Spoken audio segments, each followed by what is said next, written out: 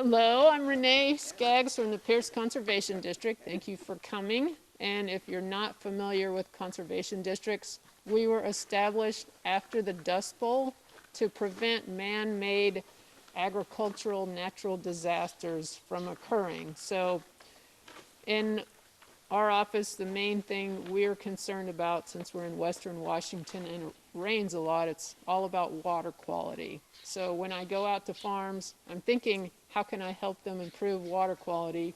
But I'm also trying to do, bang for your buck, help people grow more grass, have less mud, not have the manure mountain out behind the barn. So I'm hopefully going to give them some win-win recommendations to protect water quality and to increase their farm's productivity. So also with us today to talk everything pasture management and improving your pasture productivity is Marty Chaney from the NRCS, Natural Resource Conservation Service, which is an arm of the USDA. You want to say anything about your background, Marty? I'm a range management specialist, become an agronomist, and so I cover pasture management in Western Washington and manure management, prairie management, any kind of grassland, basically. Okay, and then we also have Warwick Bryant from Kiwi Fencing. I started Kiwi Fencing about 30-something years ago. Do a lot of pasture management, pasture grazing, how you manage that. We do quite a bit of seeding, not as much as we used to. So we carry different types of things, seeds, and then liming. And Gudrun's going to talk about liming, but we do quite a bit of liming too. Okay, and Gudrun Mahrt from... I'm Gudrun Mahrt. I'm with Columbia River Carbonates. I've been there 36 plus years, working anything on mineral. We are a manufacturer of a natural mineral, and so my passion is to investigate and learn more and teach how calcium carbonate, how lime can be very beneficial in not only soil improvement, but water issues and all that stuff too. All right, and that's for the animals. one of the things we're going to talk about today. So the stars of today are Terry and Suzanne Smith, and this is their farm, and it's so wonderful that they've graciously opened it up and worked with me over the last year. We had to reschedule this thing for obvious reasons, but so happy to be here. So Terry's going to give a little background on the farm and what it has been and is now and what they do and what they've done to improve the property.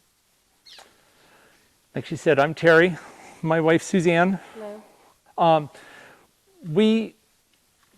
To back up and tell you a little bit about us, Suzanne comes from a little bit of a farm background. She grew up down in Centralia on a farm with 200 acres and polled Heifers.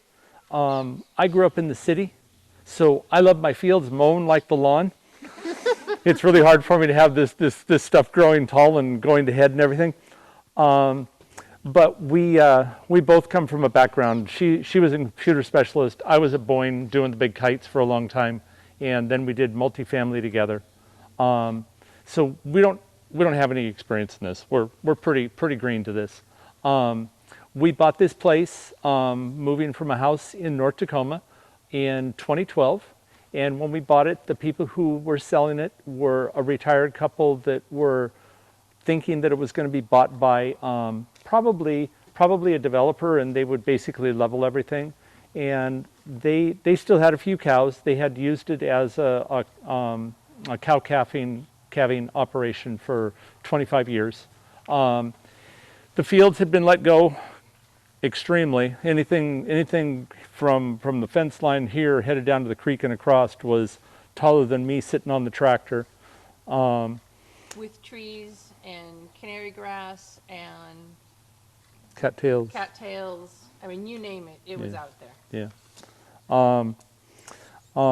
We came in and, like I say, the fields were pretty neglected and pretty abused because he had his 20 head really just up here on this about 7 acres that's on this upper half.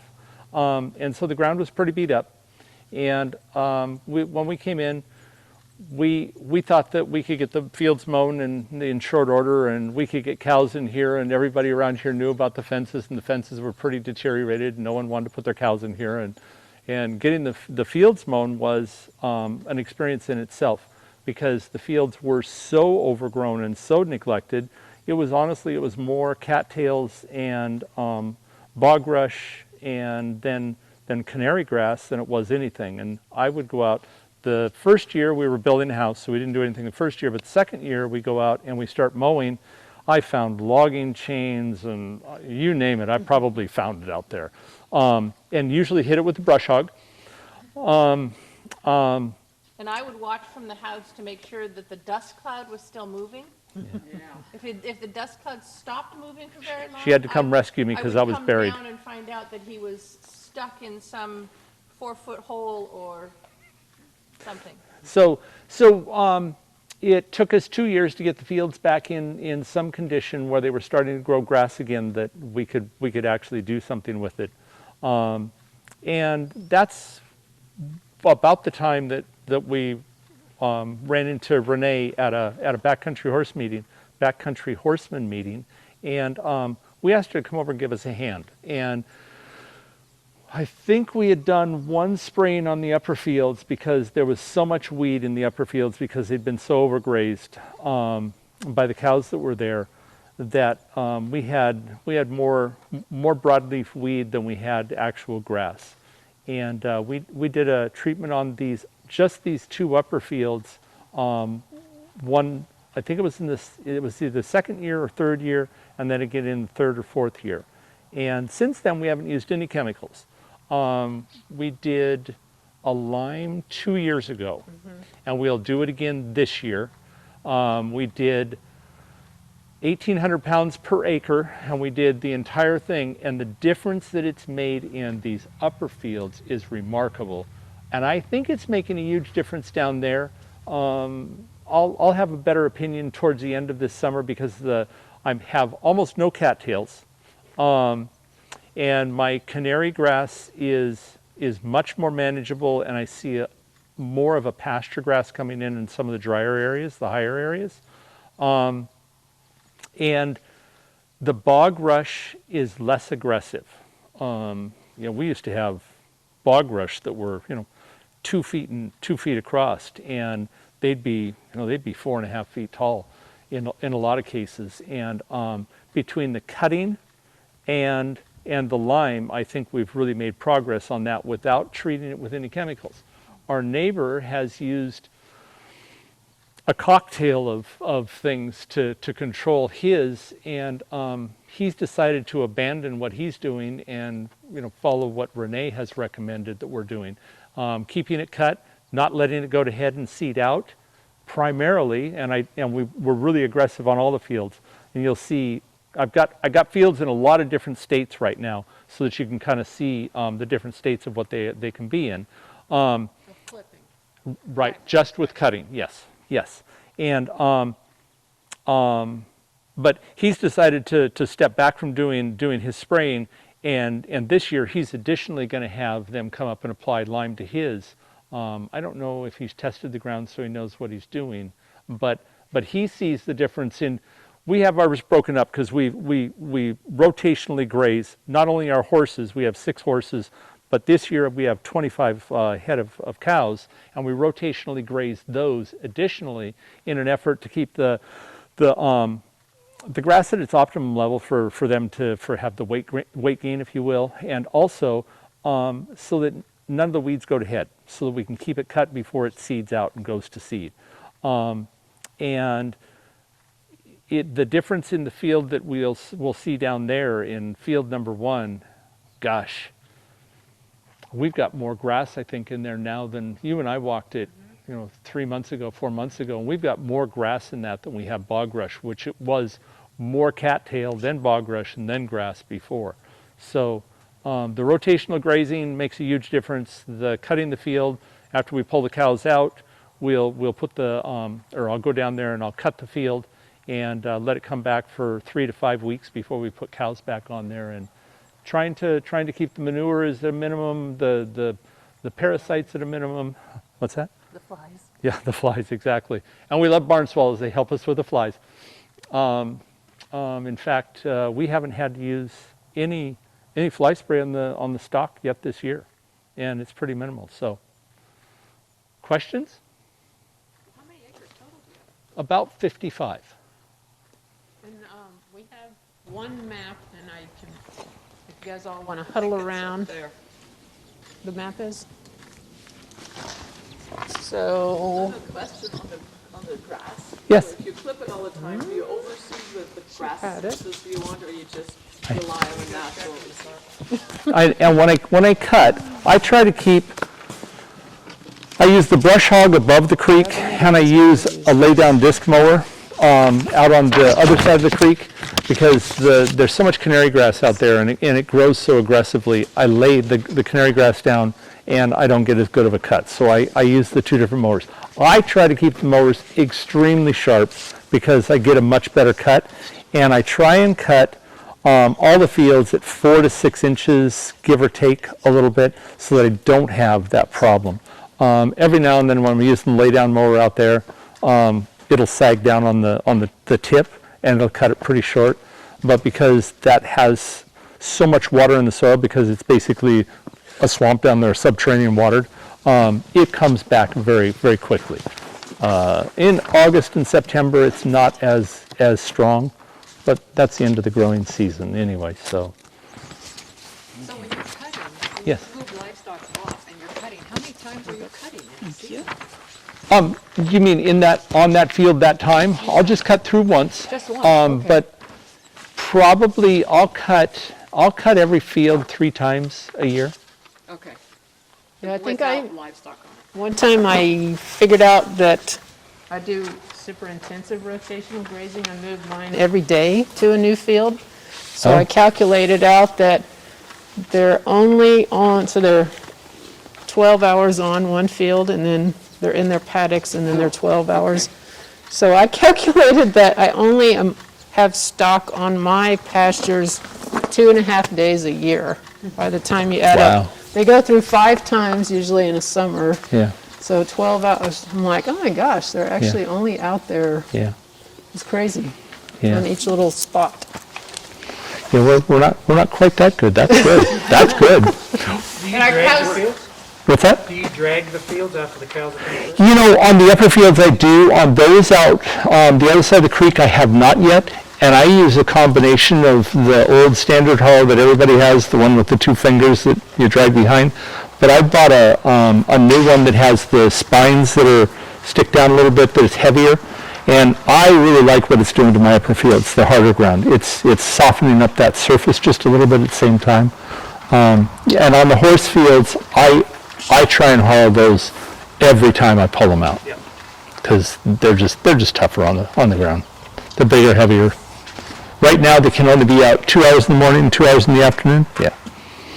So, too much grass. They get all- Because our grass is getting so nice. Okay, so the first thing Rene told me is that I can't do any of my usual grass ID tricks because we don't have enough time. She has given me weed control, reseeding, forage production, and plant ID in 30 minutes or less, and usually those are all a day each. So we're doing lots of resources. the via email. flying overview, There's the property. and you will have to do homework, actually, in class. Anybody else want one of these? Oh, yeah. And one thing I will say about this year, lovely grass, almost too much grass, don't leave the horses out too long. This year started out warm, What's your own picture? and the grass was growing, and it was great, and then all of a sudden, it turned off cold. And everybody had gone out there in January and said, yeah, it looks great. Yeah, I'm in here in the kitchen, drinking my coffee, and it still looks great. But it got cold, and when it gets down below about average daily temperature of 45 degrees, grass slows way down. So it slowed down, but everybody had their pastures stocked at the January rate, and it got ahead of almost everybody. So you went around, and it was lower than you could mow. Grass everywhere was short, so it's like, okay. Then April comes, and we get that 1 week of really hot weather. and everything starts to head out, and it's starting to look stressed, and it's like, well, it's going to be an interesting summer. And then it started to rain again, and the temperatures got cool. So we got a free pass. And it's doing it right now. My lawn is growing so fast, I can't keep up with it. I need to borrow a few of your animals here and there. But not for very long, because it's going to do it again. And so you can't just stand out here and look over the fence and say, yeah, it still looks green. You need to be out there. Can you see your boots? You know, how tall is it? Do you have pasture stick? Not with me, sorry, Okay. it's at the office. Pasture sticks are great. You know, they're basically rulers. How tall is it? And you need to watch that height, because that height's what's going to get you through the summer. Because what happens is, once it starts warming up, we look at soil temperature at about 4 inches, and you can guesstimate that by taking your daily average, or your daily high and low air temperature, and average them, and that'll about give you your soil temperature. So if that soil temperature is between 45 and 65 degrees Fahrenheit, the grass will grow. We have cool season grasses. Gets above that, it's going to slow way down. It gets below that, it's going to slow way down. So what we're going to try to do is we're going to try to keep that soil between 45 and 65 just as long as we can during the year. And you do that with insulation. And our insulation is that stubble height on the grass and the clover and everything else out there. That's why you don't want it to get below that recommended 3-inch stubble height that we're always beating into your heads. Is that your insulation winter and summer? And that's also green leaves so that the plant can photosynthesize, so animals take a bite. There's enough green material left that the plant can keep on photosynthesizing and growing, so it's not going to slow down. It's also where the carbohydrate reserves are. They're not in the roots, they're in the stem bases, and that's what takes the plant through the winter in a healthy state.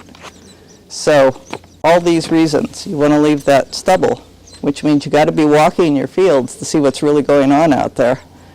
Or you're really weird like me and you actually have a soil thermometer in the ground and you can predict what's going to happen, and it's like, okay, here we go. But in about, well, it's supposed to get nice this weekend. If it continues to stay nice, you're going to say, yeah, plenty of grass. Oh, wait a minute, where'd it go? So, questions about reseeding. So I'm hearing you talk a lot about grass versus a pasture mixture. I've spread out some pasture mixture, and now I have very high and very dense white clover. Pretty much that's all it is. What's the average height of your grass stubble? I don't know. And we're on a lot of rock, Spanaway Yeah. rock. Yeah, So all clover, I see, when I'm walking through it, it's dense and it's clover. clover grows sideways, grass grows up. The grass grows up, it shades out the clover. Clover has to fight a little harder. You get a bit more balance between your grass and your clover.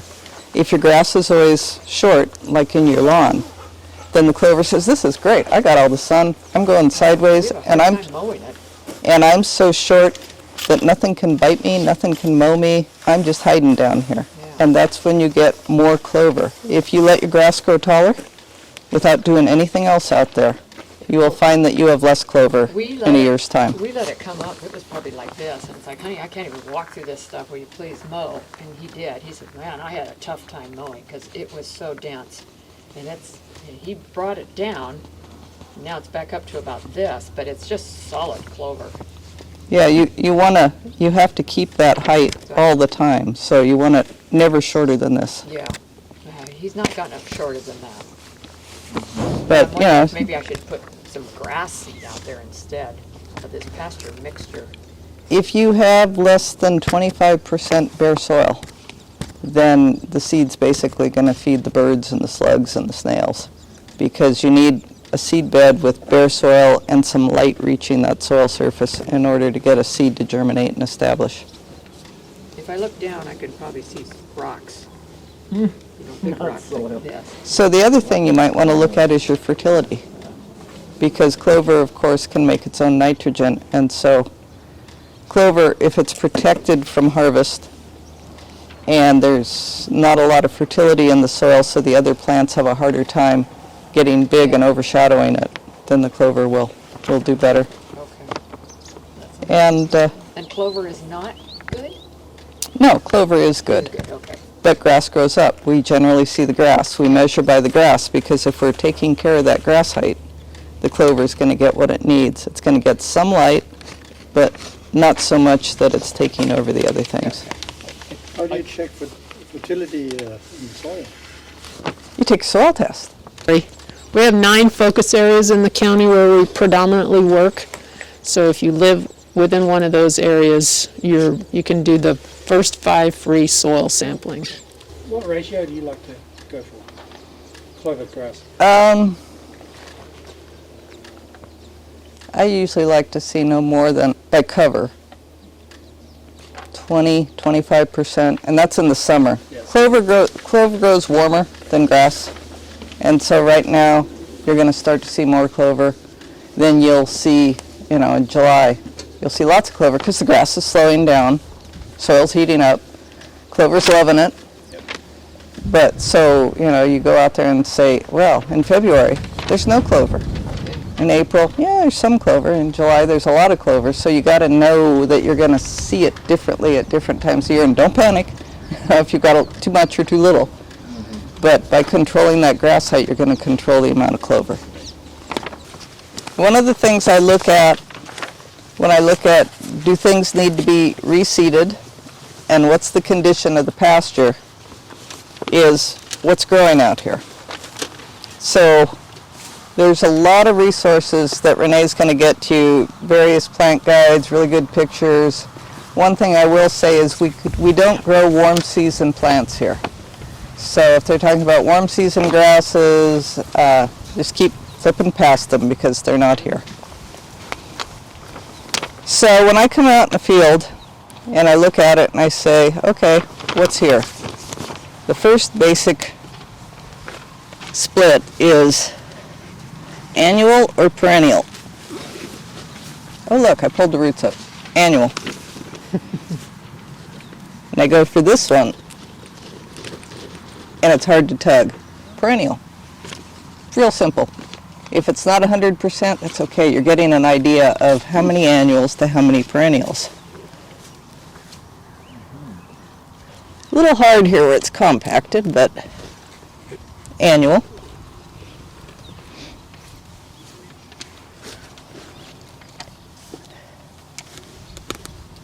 Annual. So it holds true with weeds as well then. It does. If you can pull it up, it generally just got started last year. Perennial. No roots on that one. What about these colors? So one of the things I'm looking at when I'm looking at reseeding is there something out there that can be saved? Because there is an amazing weed seed bank in any soil. And you don't want to disturb it if you don't have to. And so if I look down here, and again I'm going percent cover, I talk about my invisible hoop with Rene all the time. I kind of look out in front of me and just say, okay, if that's 100%, that grass there is, it's like 5 or 10%, there's a couple percent, and there's a couple percent. I'm looking at these perennials here. And it's like, yeah, maybe 20% perennial grass. And I have those that are bunch grasses. And if we get out a little ways, we'll see the sod formers like bent grass. Or reed canary grass, that's another sod former. And then clovers, because my clovers are perennials, and I want to include those in here. And I managed to get rid of them all. But we had probably 3% clover here, and if I move over there, I'd probably get more. So I want to kind of walk through the field and, stop every 20, 30 paces and kind of look down and say, how are things changing? And if you look on this evaluation sheet, one of the questions we're looking at down here about number 5 is percentage of bare ground or dense litter, including concentration areas, and species unusable as forage, which would be your weeds. These annuals are about to to finish up and get brown, and so nothing's going to be very interested in them. A lot of these get really stiff seed heads on them. They're not interested in them. So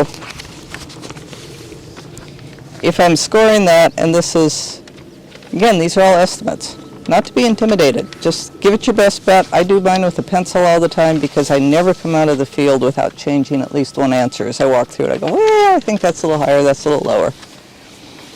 But if your percentage is greater than 30% of species you don't want, that's an indication that you might want to consider reseeding that piece. And then if you look down here, the percent of leafy cover of large desired forage species, orchard grass, tall fescue, the perennial bromes, those kind of things. If you have less than 30% of those, and you have both those conditions, then it's probably time to look at reseeding. If you're not that low, then probably this pasture can be saved. But if you're going to reseed, first you need to get your soil test, figure out what weeds you have out there that you're fighting against, so that you know you may need to control them for a year or two first. And the other thing you want to do is figure out why you've got something with mostly annuals and weeds when you know you can grow good grass out here. And you got to fix those things before you reseed, or you're just throwing your money away, because in a year or two you're going to be right back where you started, except worse, because now you've stirred it up and you've let all of those nasty seeds down there get a start. So I would start with a soil test, and then I would look at what's out here. I'd look at what's my average stubble height. I'd look at the size of the fields for the stocking rate. I might look at doing some cross fences like we've got out here now, because I want everything fixed out here in terms of rotation system, fertility, stubble height year round. Because a lot of times what happens is you're busy doing all this, and you look up one day, because remember, you're supposed to be walking across the field and seeing if your grass is growing and if it's getting ahead of you or you're getting ahead of it. And you say, wow, I've got a lot of orchard grass out here. There's a lot of tall fescue. Where'd this come from? It's here. It's all in here. If I look down in here, I could find seedling everythings. But what you've done is you've changed the management so that those perennials can do well. Perennials are what you want. We can grow perennials here, so that's what we want, because that gives us the best year-long production. And a lot of times you'll say, I don't need to reseed. This is doing fine. If you have so many acres that you're just clipping, say, 3 times a year, that might tell you don't need to reseed, because why do you need more?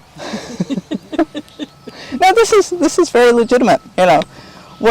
What's the solution for you may not be the solution for you or the solution for you, because everybody's got a different balance of acreage and production and livestock goals. And so, make sure that that's the thing you need out there. Maybe what you want is perennials because you don't want mud out here. So then it's, well, can you keep them off of here? Probably not. They're going to hang out up here and talk to everybody who's in there. So then you might look at armoring this area if it's muddy, and just, kind of armor it like you've armored in there, and just control the mud and not figure it's going to be production. You can also look at a grass like bedgrass, which is not very productive for forage, but it's a sod that will hold up when everything else is given up and gone home. And then if you're looking for, there's some stubble height things. Does it look like a mown lawn? Is it even shorter than that? Or do you have that 3-inch stubble height out there? That's another thing that you can work on, and that's where infrastructure comes in. Cross-fencing and water developments. It's really hard to do this stuff without those, because if the animals have to come back to the barn every time and get a drink of water, they're going to sit here and they're going to chat, and they're going to say, oh, it's uphill. I don't want to go uphill. And, oh, it's kind of cold out there. And anyway, you're going to get this bullseye. Mud, short weeds, longer weeds, some grass. it's just going to be classic bullseye. And what you want to do is keep them moving around.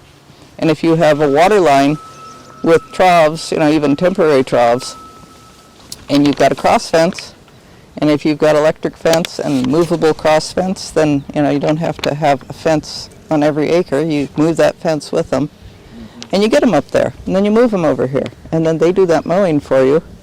And then maybe you skip a field altogether, and maybe you take hay every so often or something, and switch your mowing around that way so that you don't have to cover every acre. And you're in a really good situation here. You've got wet fields and dry fields. And so they can be there in the summer and here in the spring and the fall, and that's like the best possible combination. You're not running out at either end, and they're not swimming. Okay, what haven't I done? So weed control is a function of fertility, stubble height, making sure that you're doing things to encourage the species that you want out here. It doesn't all have to be perfect. It doesn't all have to be ryegrass, and ryegrass is very short-lived anyway. Just has to be something they'll eat. If they're squeezed in closer, they'll eat it better. If you can keep it from going to head, they'll eat it better still. So that's where you don't have enough animals. And so you either cut the seed heads off, mow it high, or skip a field and give it a year, and you could either just recycle it back in or see if one of the neighbors wants to cut some hay. Okay, so that's forage production. Reseeding. If you do decide you want to reseed, there are, again, in the Web Soil Survey, there are guides to where you can find descriptions of each soil and species that are adapted to it. There's a extension bulletin for reseeding pastures and haylands in western Washington and western Oregon. It's a classic of its type. And is that on your list of links? Yes, the 2014 updated version. Let's go talk about rotational grazing and fencing considerations. She made me go first. Yeah, I have a similar farm to what you guys do here. I have some wet low ground and some high ground. What I do with my rotational grazing is I try to keep my pastures as similar in size as I can.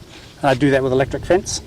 And just this time of year, I'm moving them really fast. Bang, bang, bang, just getting them around as fast as I can because the grass is going faster than what we can graze it. I don't want to mow it any more than I have to. And then as the season gets longer or hotter or drier, then I slow that rotation down, or I might make the paddocks a little bit bigger. That's a different way, but it's all about watching the stubble growth, how fast it regrows.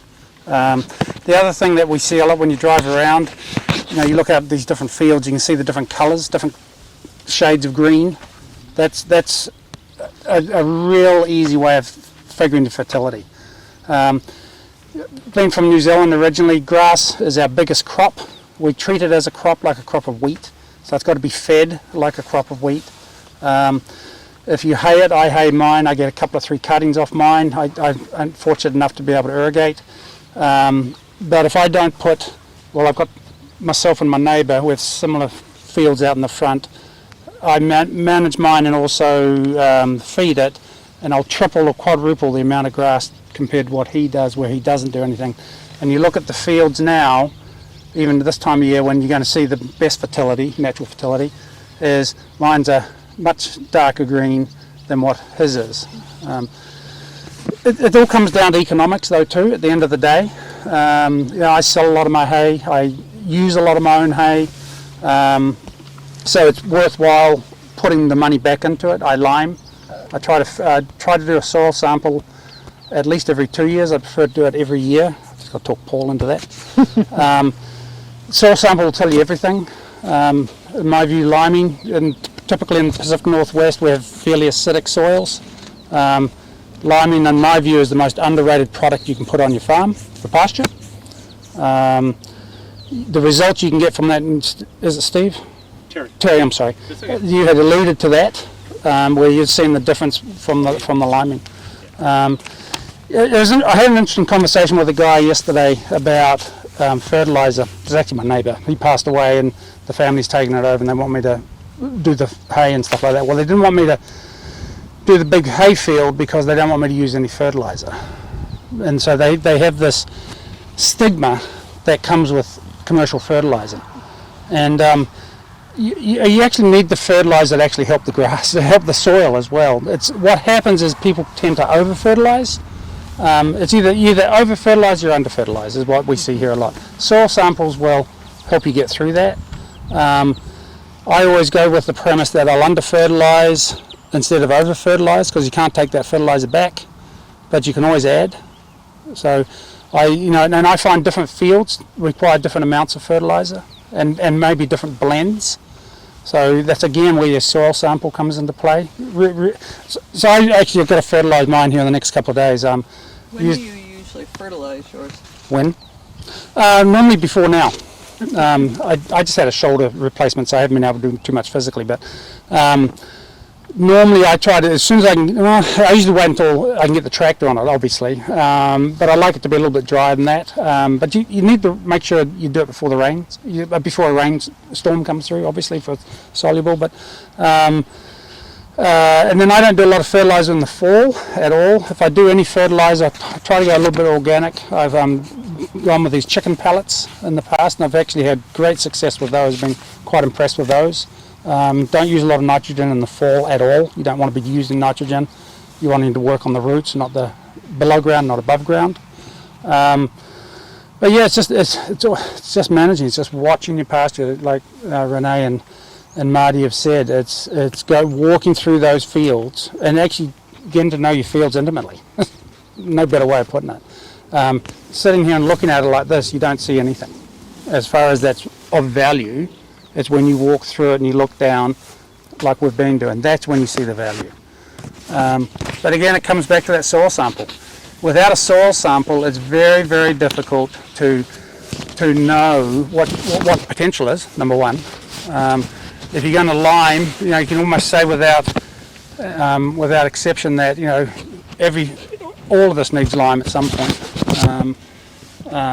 But again, you'll get some of these soil samples and they'll say, you need 8 tonne of lime per acre, 6 tonne of lime per acre. Well, that's not really feasible. So you try to do it and it gets expensive. And all of that stuff's getting expensive. It's all going through the roof, this last year or two. But yeah, and using the fencing, seeing this, horses and cattle, I run cattle and sheep. I like the sheep, mainly because I'm off a sheep station, but the sheep are actually good for your weeds. They'll eat the weeds before they eat the grass. So I find that the sheep and cattle really work well together if you manage it correctly. But at the end of the day too, you do have to at some point, especially in the Pacific Northwest where you get this huge growth in the spring, there's usually some mowing involved somewhere. Because just like Terry alluded to, he doesn't have enough cattle right now. But come in August, you're going to have too many cattle. So you got to find that happy medium. My happy medium was a tractor with a cab, air conditioning and a radio. But yeah, it's just and use the fencing, use these tools. It's really simple. Mowing does a huge amount for your pasture as well. The worst thing you can do is not graze it or not mow it, and like what happened before you guys moved here. But if you can't do anything, or if the economics are that's real, is at least mow it. At the very least, mow it. If you're going to hay it, you've definitely got to put nutrients back into it. Whenever you pull that grass off, you're pulling the nutrients with it, and it is a crop. Typically rule of thumb, if your hay's that long, your roots are that long. Deep. Cut them off, and the roots come right back up. So I do quite a lot of no-till drilling, and I'll do my hay fields every 3 or 4 years with a no-till. And I'll do it right behind the hay when I've done the hay, because there's nothing there. It usually takes the grass about 10 days to start really coming back, and that's because the roots are trying to get over the shock. And that time, if you've got your no-till drill done, you're starting to see your lines coming up. It's already germinated and gives it a good, decent start. But that, for me, has been the best time to do it. The problem is finding the time to do it when you're trying to hay. So that's always the challenge. What do you seed? annuals. I tried a whole bunch of different things. I've done some annuals, some pretty aggressive annuals. I find the annuals last about 2 years at least, 3-4 years. I get some benefit out of it. But otherwise, I'll just go to a perennial ryegrass, or I don't do clover. I think you don't want to have too much clover. I think you were saying before that that's from a livestock standpoint, that's the worst possible thing I could have, is that much clover. And I'll sometimes control it. You can control clover with nitrogen. Be a little bit careful with that though. So the only thing I think you both didn't touch on yet is Terry talked about how he waits 3-4 weeks before he's turning his animals back in. And you both already mentioned 3-inch minimum. But the other consideration is length of time that they're in one location. So you really don't want them in the same field longer than about a week. And the reason that is say you turn them out here on Sunday, they're going to bite this plant. A couple days later, I can't compete with an eagle. It's going to start to regrow, and that's going to be the high sugar, carbohydrates, all the things Marty talked about. Yep. And they're not going to want to eat this guy with all the lignin that is allowing it to stand up. It's the broccoli. So they're going to go back for that candy, the regrowth. And then if they start to do that enough, you see fields driving around where, some of it is this tall and some of it is this tall, and they're selectively killing out some of your grasses because they're loving it to death, basically. So and horses are notorious for that. Horses are the worst They'll about sit there that. and wait till that shoot starts growing. Yep, and that's, people say, I can't have any grass. I got to have my grass like this because they're worried about founder. Actually, you have more cases of founder when the grass is this tall because they're just eating that sugar. It's all sugar. Immediately. So the rules of thumb are no shorter than 3 inches and no longer than a week. So keep those are the 2 rules of thumb. And like, Don't be out there when the soils are wet. yeah, that's definite. Don't be out there when the soils are wet unless you want to turn your place into concrete. And then your roots won't go in and the water will just sit on the top of the soil. But compactions, that can be a big problem, and we don't address that probably enough in reality. But the other way to break up compaction is with a big old plow, which takes a D10 to move it through the ground, and that's just and it just destroys everything. But that brings up all the root seed that she was talking about and everything else when you start turning the ground. It does. Yeah. Yep, it does. Then you open up another set of issues. And we've tried to avoid that because Rene did the compaction on this field and the one over there. Yeah, the penetrometer. No, we can't. Oh, it was 20. Last spring. And what was it like? It's close. It's close to needing something. And the other reason we want that stubble height is, like they were saying, is the roots balance the top, or the tops balance the roots. So the longer the tops, then the longer the roots, and even the grass and clover roots will help break up that compaction. Because most of the compaction, if it's been livestock, is between about 4 and 10 inches below the surface. Yep. And so roots can really help that. And then that's where, as these things start to break up, you want to make sure that even though it's green and it's growing and you want to turn them out, go out there and take a look and see what it feels like as you walk across it. If it's wet, if you would not go out there and rototill your garden, it's too wet to put livestock out there. So keep them in there, feed them hay a little longer, even though it's green and you want to get rid of them and you don't want to go buy more hay because you just ran out and it was perfect and now you got to have another 2 weeks of hay. 2 years, so you can build it into your whole system. This then also is easily blended in with fertilizers, including some of the chicken manure types or chicken fertilizers, and can be applied with a spin spreader. So much easier to apply and go into smaller fields. I like the powder for incorporation in the composts, and I like the pellets, the pelletized product, the prilled product for easy application. Have some on hand. You go out there spring or fall, you can apply that very easily in springtime. one thing also on for grazing, if you apply it, I always look for, okay, it's going to be raining, I'll apply it, the rain will wash it in very fast. You take this and put it in water and it just completely falls apart.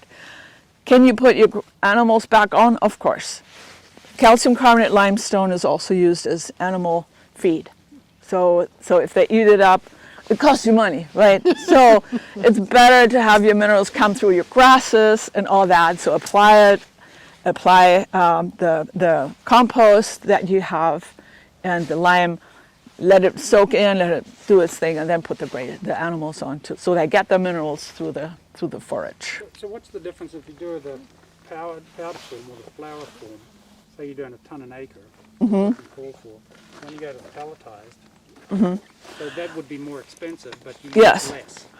The convenience factor is that, of course, it takes a lot more effort and technology to make it to this form, bring it to that form, but the convenience is what makes it. So if you had a ton per acre of the powder, how much of the pelletized would you need to be equivalent? I would always go by your soil analysis first. What's recommended, and then you look at how. And you said it. Sometimes it looks like 8 tons to the acre. That's impossible. And nobody do that because you create such a shock to your soil. It is not very. Besides that, it's expensive. So the pelletized is more to go into a system rotational, while the powder you would look more at every few years, because it takes bigger equipment to bring it out, and it takes a lot more effort. With the prill, you can go out in spring, 200, 400 pounds, and you do it every year, every 2 years. In the end, what your soil analysis tell you is, and that's why I like to look every year, every 2 years, where are we moving? What direction are we going? In the end, the chemistry is there, and we need to overcome that.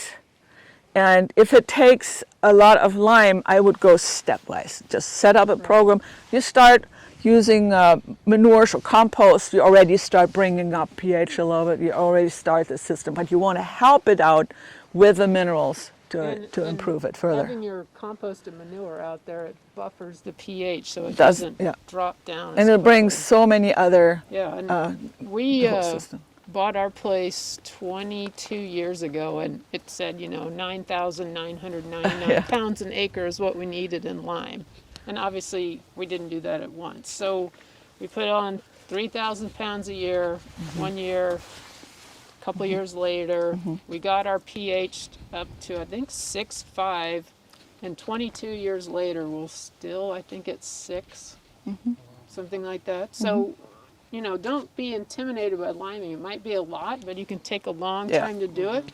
And I'll probably never have to do it again in my lifetime. I'm probably going to have animals maybe another 10 years. And it depends too. If you are in to do it. a production situation, like my husband Peter does hay, so you look at it much more often because you Probably take so, yeah, your you're masses taking it off. And another thing with lime is very interesting. The palatability of your forage improves. I did trials, grassland trials, in a big wide open field, and we just staked it off with flags, and in the middle was limed. And we came back a few weeks later, and the deer and elk had eaten everything clear, everything out. So now if we do grassland trials, we have to make sure the animals are off, because they will always eat that first. You have to make sure that you're not putting on fertilizer at the same time as the pelletized lime. I know sometimes it can make the nitrogen volatilize. Yeah, I looked into that while I looked into the compatibility with the compost, and that is not necessarily true. So if you have your fertilizer in production agriculture, row crop and so on, the more fertilizer you use, the more you drop your pH out, because your basis on your soil analysis, the base saturation and all that shifts and changes, and you drop your pH out, your bases run out, and then you have to reapply the lime to bring it back up into fertility or into soil health. The combination of fertilizers, lime, and also gypsum, which is calcium sulfate for calcium, and then also to drop out the salts, is done today. We just know what balances we need in that mix, and more our fertilizers today include already a source of lime or a calcium source to overcome the acidifying effects of this fertilizer. So that's some of the new things that are coming out. The research we've done on manures, for example, were very helpful with that. This material, you can imagine, it looks like hydrated lime, which is used in the outhouses and in barns, in a cow barn, but it burns. This one, the calcium carbonate, CaCO3, does not. And so people use it now in horse barns, they use it in chicken barn and in the cow barns, with the benefit that the pH, because of the carbonates in there and the additional the calcium, now goes out with the manures into the compost, into your fields. You again help this whole system to utilize nutrients better and grow good crop, grow good animals. What about diatomaceous earth? Diotomaceous earth is a mineralite type clay, silicate type. It has no soil changing action as such. With silicas, we don't know enough yet. Silica, everything is silica, everywhere. So just adding another silica source, it's used for a certain purpose, Yeah. but it's not used for pH control. It cannot improve nutrient uptake as such.